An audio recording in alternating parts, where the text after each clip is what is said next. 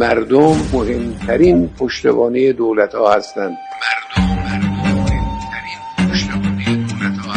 اگر مردم وارد میدان می‌شدند در اوکراین، وضع دولت اوکراین و مردم اوکراین اینجوری نمی‌شد. مردم وارد میدان نبودن چون دولت رو قبول نداشتن. عیناً مثل اون وقتی که آمریکا به عراق دوران صدام حمله کرد، مردم دفاع نکردن، کنار رفتن، آمریکا مسلط شد. اما در همین عراق وقتی که داعش حمله کرد، مردم وارد میدان شدن.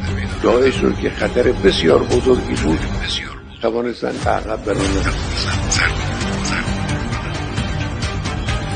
مردم عامل اصلی استقلال کشورها مردم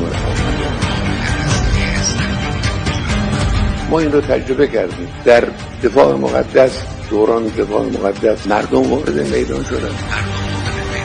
با اینکه همه قدرت‌ها از صدام حمایت کردند، به او کمک می‌کردند، جمهوری اسلامی به کمک مردم توانست غلبه پیدا کند و دشمن رو ناکام بگیرد.